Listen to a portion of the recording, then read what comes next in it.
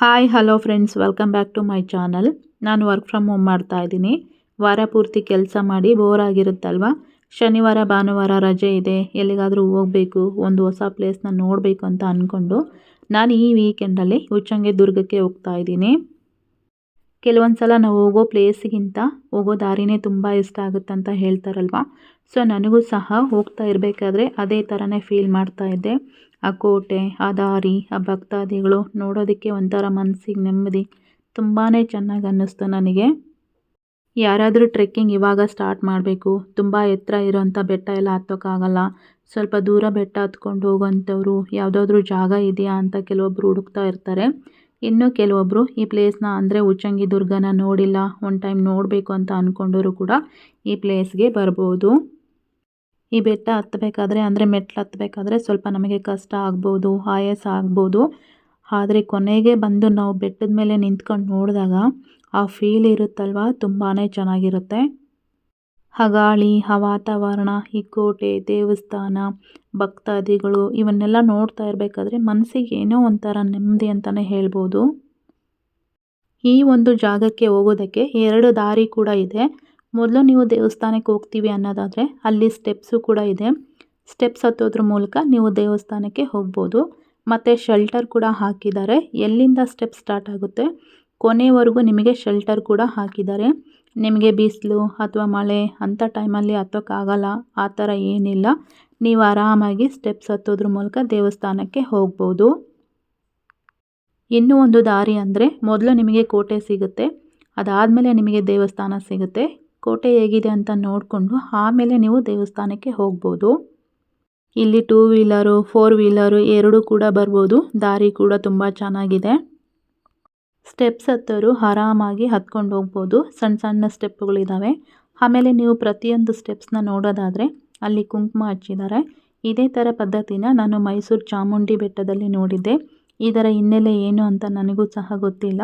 May be ಹರಕೆ ಕಟ್ಕೊಂಡಿರ್ಬೋದು. ಹಾಗಾಗಿ ಎಲ್ಲ ಪ್ರತಿಯೊಂದು ಮೆಟ್ಲಿಗೂ ಅರಿಶಿನ ಕುಂಕುಮ ಹಚ್ಕೊಂಡು ಹೋಗಿದ್ದಾರೆ.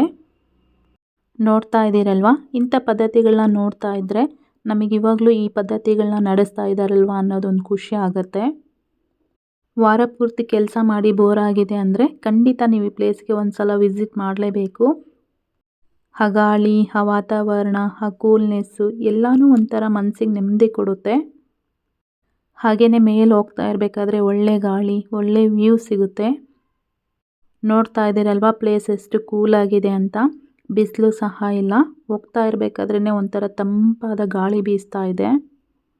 ಒಂದು ಸಲ ನೀವು ಈ ಪ್ಲೇಸ್ಗೆ ಬಂದರೆ ಇಡೀ ವಾರದ ಸುಸ್ತನ್ನು ನೀವು ಈ ಪ್ಲೇಸ್ಗೆ ಬಂದಮೇಲೆ ಮರ್ತೇ ಹೋಗ್ಬಿಡ್ತೀರಾ. ಇಂಥ ಒಂದು ಪ್ಲೇಸ್ಗಳಿಗೆ ಬಂದಾಗ ನಾವು ಜಾಸ್ತಿ ಕೋತಿಗಳನ್ನ ನೋಡ್ತಾ ಇರ್ತೀವಿ. ಆದರೆ ಈ ಪ್ಲೇಸಲ್ಲಿ ಬಂದುಬಿಟ್ಟು ನಾವು ಕತ್ತೆಗಳನ್ನ ನೋಡ್ತಾ ಇದ್ವಿ. ಅವು ಮೆಟ್ಲು ಹತ್ತಬೇಕಾದ್ರೆ ಅಂದರೆ ಸ್ಟೆಪ್ಸ್ನ ಹತ್ತಬೇಕಾದ್ರೆ ಅವು ಎಲ್ಲಿ ಗುದ್ದು ಬಿಡ್ತಾವೋ ಅನ್ನೋ ಭಯದಲ್ಲೇ ಹತ್ಕೊಳ್ತಾ ಬಂದ್ವಿ. ಆಮೇಲೆ ಗೊತ್ತಾಯಿತು ಕತ್ತೆಗಳನ್ನ ಮೇಯಿಸೋದಕ್ಕೆ ಬಂದಿದ್ದಾರೆ ಅಂತಂದೇಳಿ. ಆಮೇಲೆ ಇನ್ನೂ ಒಂದು ಅಬ್ಸರ್ವ್ ಮಾಡಿದ್ದೇನೆಂದರೆ ಎಲ್ಲೂ ಕೂಡ ಪ್ಲಾಸ್ಟಿಕ್ ಆಗಿರ್ಬೋದು, ಬಾಟಲ್ಸ್ ಆಗಿರ್ಬೋದು ಬಿಸಾಡಿಲ್ಲ. ತುಂಬಾ ಸ್ವಚ್ಛತೆನ ಮೇಂಟೈನ್ ಮಾಡಿದ್ದಾರೆ ಈ ಒಂದು ಕೋಟೆನಲ್ಲಿ. ನನಗಂತೂ ನೋಡಿ ತುಂಬಾ ಖುಷಿ ಆಯಿತು. ಇನ್ನು ಈ ಕೋಟೆ ಬಗ್ಗೆ ಹೇಳೋದಾದರೆ ಸುಪ್ರಸಿದ್ಧ ಉಚ್ಚಂಗಿ ದುರ್ಗ ಕೋಟೆ ಕರ್ನಾಟಕದ ಗ್ವಾಲಿಯರ್ ಅಂತಲೇ ಕರೀತಾರೆ. ಈ ಉಚ್ಚಂಗಿ ದೇವಿಯ ದೇವಾಲಯವೇ ಈ ಕೋಟೆಗೆ ವಿಶೇಷ ಅಂತಲೇ ಹೇಳ್ಬೋದು. ಈ ದೇವಸ್ಥಾನಕ್ಕೆ ಅಪಾರವಾದಂತಹ ಭಕ್ತ ಸಮೂಹ ಕೂಡ ಇದೆ. ಕೋಟೆಯ ಮೇಲಿರುವ ತಾಯಿ ಉಚ್ಚಂಗಿ ನೋಡೋದೇ ಒಂದು ಸೌಭಾಗ್ಯ ಅಂತ ಅಂದರೆ ತಪ್ಪಾಗಲ್ಲ. ಇನ್ನು ಈ ಉಚ್ಚಂಗಿ ದುರ್ಗದ ಹಿನ್ನೆಲೆ ನೋಡೋದಾದರೆ ಹೊಸದಾಗಿ ಜಿಲ್ಲೆಯಾಗಿರುವ ವಿಜಯನಗರ ಜಿಲ್ಲೆಯ ಹರಪನಹಳ್ಳಿ ತಾಲೂಕಿನ ತುಂಗಭದ್ರಾ ನದಿಯ ದಕ್ಷಿಣಕ್ಕೆ ಇರುವ ಗ್ರಾಮವೇ ಈ ಉಚ್ಚಂಗಿ ದುರ್ಗ. ಇತಿಹಾಸದ ಸುಪ್ರಸಿದ್ಧವಾದ ಈ ಕೋಟೆಯನ್ನು ಕರ್ನಾಟಕದ ಗ್ವಾಲಿಯರ್ ಅಂತಲೇ ಕರೀತಾರೆ. ಈ ಕೋಟೆ ನೋಡೋದಕ್ಕೆ ತುಂಬ ಅದ್ಭುತವಾಗಿದೆ. ಕೋಟೆಯ ತುದಿಯಲ್ಲಿ ಉಚ್ಚಂಗಮ್ಮ ಇರೋದ್ರಿಂದ ಉಚ್ಚಂಗಿ ದುರ್ಗ ಎನ್ನಲಾಗಿದೆ. ಇದರ ಇತಿಹಾಸ ನೋಡೋದಾದರೆ 11, 12ನೇ ಶತಮಾನಗಳಲ್ಲಿ ಇದು ಪಾಂಡ್ಯ ಮನೆತನದ ಅರಸರ ರಾಜಧಾನಿಯಾಗಿತ್ತು. ಪಾಂಡ್ಯರ ರಾಜ್ಯವನ್ನು ನೊಳಂಬವಾಡಿ ಎಂದು ಕರೆಯಲಾಗಿತ್ತು. ಉಚ್ಚಂಗಿ ಪಾಂಡ್ಯರು ಕಲ್ಯಾಣಿ ಚಾಲುಕ್ಯರ ಅಧೀನರಾಗಿ ವೈಭವದಿಂದ ರಾಜ್ಯವಾಳಿದ್ರು ಅಂತಲೇ ಹೇಳ್ಬೋದು. ಚೋಳ ವಂಶದ ಪ್ರಸಿದ್ಧ ರಾಜನಾದ ಮೊದಲನೆಯ ರಾಜೇಂದ್ರ ಚಾಳುಕ್ಯ ದೊರೆಯಾದ ಎರಡನೆಯ ಜಯಸಿಂಹ ಜಗದೇಕ ಮಲ್ಲನೊಡನೆ ಮೂಸಂಗಿ ಅಥವಾ ಮುಯ್ಯಂಗಿ ಎಂಬಲ್ಲಿ ಯುದ್ಧ ಮಾಡಿ ಅವನನ್ನು ಸೋಲಿಸಿದನೆಂದು ಚೋಳರ ಗ್ರಂಥಗಳು ಆತ ಸೋಲಿಲ್ಲವೆಂದು ಚಾಳುಕ್ಯರ ಶಿಲಾಲೇಖನಗಳು ತಿಳಿಸುತ್ತವೆ. ಈ ಮೂಸಂಗಿಯೇ ಉಚ್ಚಂಗಿ ಎಂದು ಇತಿಹಾಸಕಾರರ ಅಭಿಪ್ರಾಯ. ಇಷ್ಟೇ ಸ್ನೇಹಿತರೆ, ಈ ವಿಡಿಯೋನ ಇಲ್ಲಿಗೆ ಮುಗಿಸ್ತೀನಿ. ಈ ದೇವಸ್ಥಾನದ ಬಗ್ಗೆ ಹಿಸ್ಟ್ರಿ ಅಷ್ಟೊಂದು ನನಗೆ ಗೊತ್ತಿಲ್ಲ. ಸೊ ನಿಮಗೇನಾದರೂ ಗೊತ್ತಿತ್ತು ಅಂತಂದರೆ ನಮಗೆ ಕಮೆಂಟ್ ಮಾಡಿ ತಿಳಿಸಿ, ನಾನು ಕೂಡ ತಿಳ್ಕೊತೀನಿ. Thank you.